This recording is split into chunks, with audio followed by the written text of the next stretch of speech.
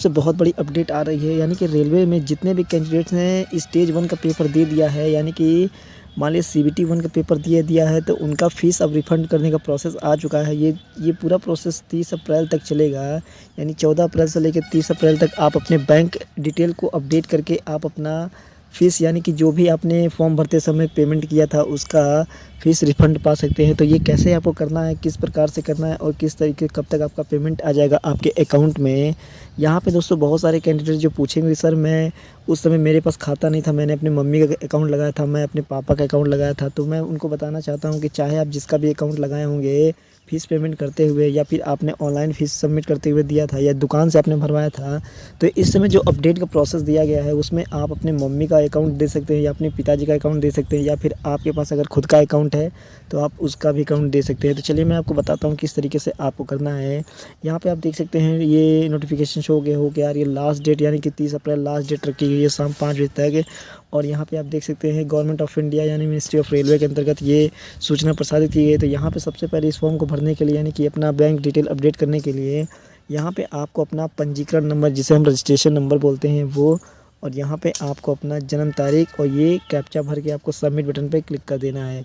यदि आप अपना रजिस्ट्रेशन नंबर भूल गए हैं तो आप इसके ऊपर क्लिक कर देना है। तो चलिए मैं इसके ऊपर क्लिक कर देता हूँ, क्योंकि मुझे अपना मेरा रजिस्ट्रेशन नंबर याद नहीं है। अब यहाँ पे देख सकते हैं सबसे पहले आपको अपना रेलवे बताना है कि आपने किस ज़ोन से अप्लाई किया था फॉर्म भरते समय आरआरबी ग्रुप डी के लिए। तो मैंने कोलकाता से अप्लाई किया, तो मैं यहाँ पे देख लेता हूँ कोलकाता। देखिए यहाँ पे मैंने डेट ऑफ बर्थ, यहाँ मैंने मोबाइल नंबर और यहाँ मैंने कैप्चा भर दिया। अब मैं सबमिट बटन पे क्लिक कर देता हूँ।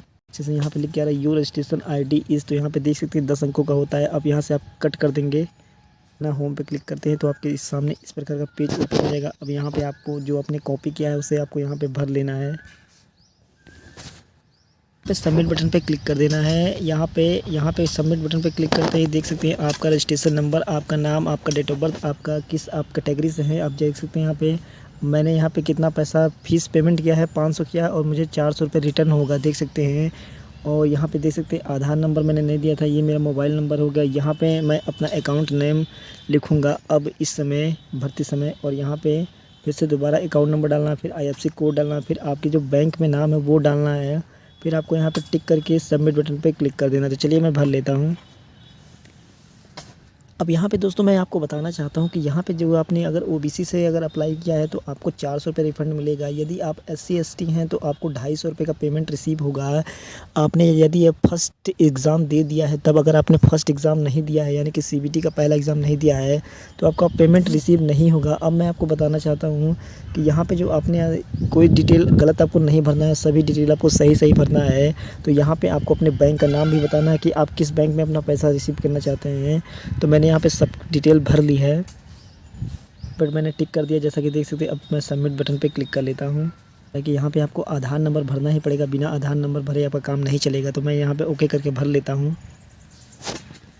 सकते हैं कि आधार नंबर मस्ट कंटेन, यानी कि आधार नंबर ज़रूरी है, और यहाँ पे आधार नंबर भरने का कोई ऑप्शन ही नहीं दे रहे हैं। यहाँ पे पहले ही से ही अनहाइड कर दिया है ऑप्शन को, नंबर का प्रोसेस दिया है, लेकिन यहाँ पे पहले से ही अनहाइड है, हाइड हो गया है। यहाँ पे भरने का ऑप्शन ही नहीं दे रहा। तो यहाँ पे कंप्लेंट करना पड़ेगा कि आरआरबी वालों का, कि ये ऑप्शन कम से कम तो हाइड से हटाएँ।